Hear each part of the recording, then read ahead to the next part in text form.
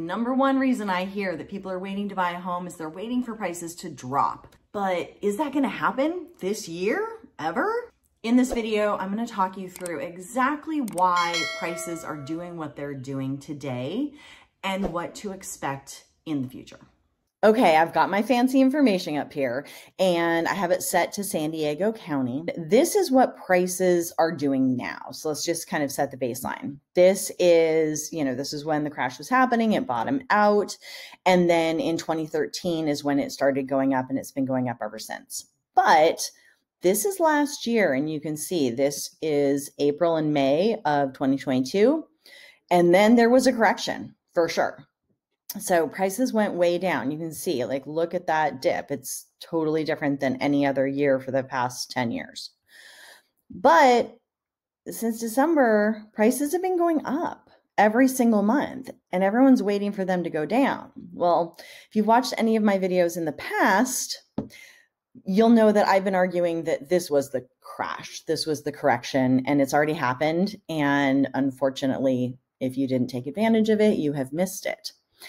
But why is that? I mean, we're going into a recession. People are getting laid off left and right in the tech industry. Interest rates are really high. There's so much going on that makes it seem like prices should go down. So what exactly is going on? All right, let's dive into this. Remember, there's two sides of the equation, supply and demand. So let's look at demand first. This is what happened. We're going to look at closed sales, which basically is, last month's demand. We will see what's going on. I'm going to go to the last 5 years. And you can see the demand has been, kind of steady up here in the 3,500 to 4,000-ish range. And then it was already lower in March of 2022. And that is because homes had been getting less affordable and there was less available to buy. And I think people were starting to get worried about all those things that could happen that could make it a bad decision to buy. And then in May of 2022, interest rates went crazy and demand fell off a cliff. Around this time in July, August, there was actually a little bit of a dip in interest rates. So demand went back up again.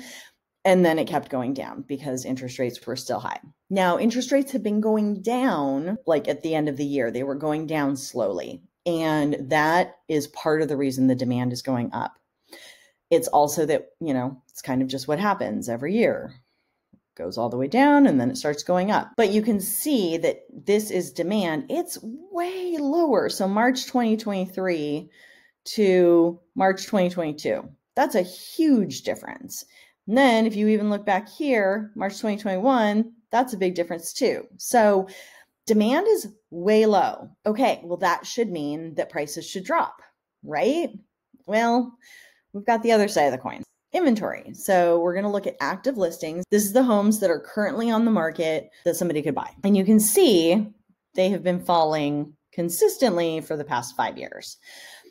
Now they are down here at 2,264 on the market. So that's 2,264 homes are on the market right now. And let's look at closed sales. Last month, 1,957 sold. So basically, last month's demand, if this month has the same demand as last month, basically all the homes on the market are going to get sold. That means there's not a lot of homes. And you can see it's going down, and it's now down lower than it has been in the past 5 years. It did go up here. So again, interest rates really changed in May. What happened was the homes that were on the market sat on the market, and then slowly they got bought over time or just got taken off the market. And we can see that if we go to new listings. These are the new homes that come on the market. The active listings is the homes that are already there, and then new homes get added and homes get sold. So it's like the pluses and the minuses. These are the ones that get added every month. And you can see there's been a slight downward trend for the past 5 years. And now we are at the lowest we've been. We bottomed out in December and it's not really going back up. I mean, look at here, December by March, there was a big old jump. And here, it was a tiny little jump. There's not a lot coming on the market. That's a problem. And you can see it again, it's that 2,100. So basically the number of homes that are selling, that's the number of homes that are coming on the market. They're just replacing them, but inventory is not growing. So there's not more homes coming on the market. And the expectation is that, go back to closed sales, demand, as interest rates drop, demand will go back up. Now, interest rates have kind of been like hanging out in the same like 6.5% range for a couple months now. And we don't know what's going to happen, but the expectation is by the end of the year, they will start to head down into the 5s. And if you're waiting for the recession, all the recession is going to do is it's going to show the Fed that they overcorrected. The economy slowed way down, and now they need to get it going again. So guess what they're going to do? They're going to lower rates, which is going to lower the interest rate. And that's what's going to happen. That's why a recession does not actually equal a housing crisis. 2008 was its own thing, totally separate from any other recession that's happened. A normal recession, prices actually go up by the end of the recession because interest rates go down.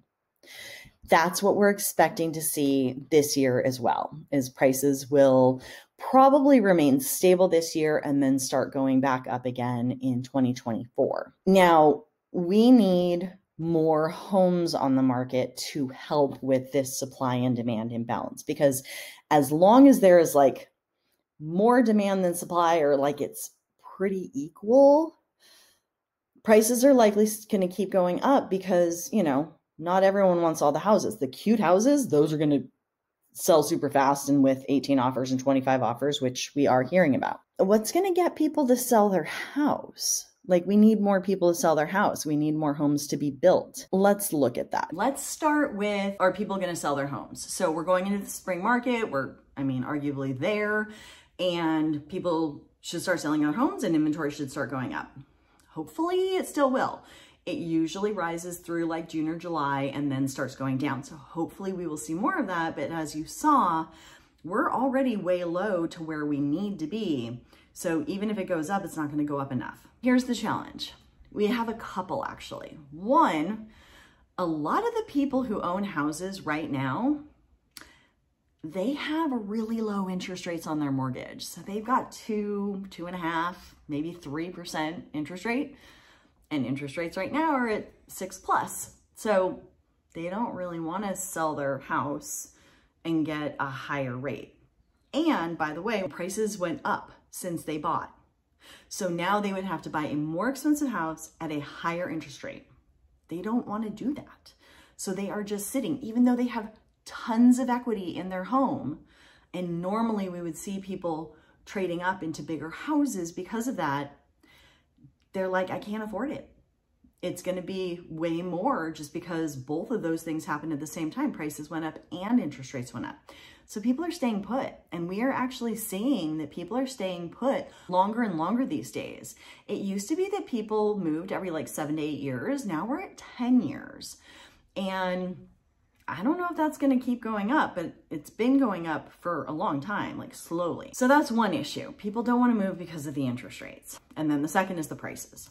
The third issue is being a real estate investor has become like the hot, sexy thing to do. Everybody wants to have an investment property, and I 100% support this. I absolutely think you should. It's a great thing to do. The number one driver of wealth is real estate, so it's always a great idea. And what I see a lot of Californians doing is they buy their first house.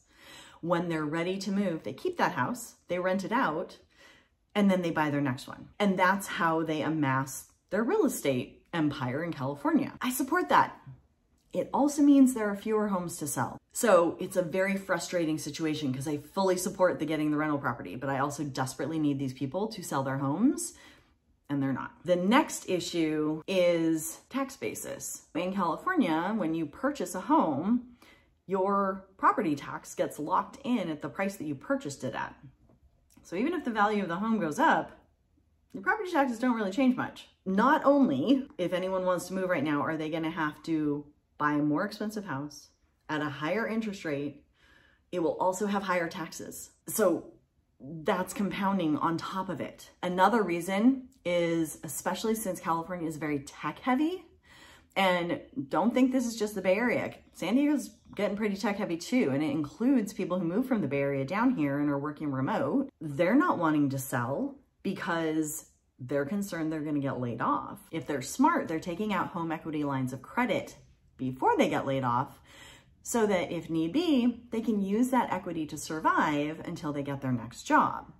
That's the great thing about owning a house, is it gives you that flexibility. Now, what happens if they just can't pay their mortgage? Aren't we gonna have a massive foreclosure boom? And that will create inventory. Well, no, because they all have a ton of equity. So if somebody can't pay their mortgage, they're not gonna get foreclosed on. They're just gonna sell their house. And then they're gonna take all that equity with them and go live off of that for a while. But we're not gonna see a massive foreclosure boom. And then the other thing that could change supply is if builders built more new homes. Unfortunately, we saw a spike last year around April when new home starts had actually gone up. And then as soon as interest rates went up, demand dropped, and that meant builders stopped building. So we are even lower than we were. We already didn't have enough homes being built. And think about San Diego. Where are they building new homes? It's north, it's south, it's inland. Where do most people want to live? By the coast. There's nowhere else to build houses by the coast. So if we even do get new inventory built, it's not necessarily where people want to be. I don't see the supply of homes improving anytime soon. But because of that specifically, I don't think prices are going to drop. I think this year they'll probably be fairly stable. We'll probably end the year around the same as we began, which is, you know, we went down at the end of last year. We're going to go back up and we're going to go back down. And then next year, I think we're going to start actually going back up again. It's not going to be huge, but we will start going back up. So if you are waiting for that crash to happen, you might be waiting forever. And that means you'll miss your chance. You know what they say, the best time to buy real estate was 30 years ago. The next best time is now. Every investor I know, including BlackRock and all the big, huge, massive investors, they're all buying real estate right now. So you can keep waiting, or you can just get in and ride the wave up. Now, if you're gonna only own for a couple of years, probably don't do it. You know, just keep renting, that's fine. But if you're gonna be in that house for 5, 10 plus years, just get in. I know that was a lot of information. Comment below and let me know what you thought. Did I get it wrong? Did I get it right? Were there any surprises for you? And what other questions do you have so I can make more videos about this? And if you got any value from this video at all, please give it a thumbs up and don't forget to subscribe.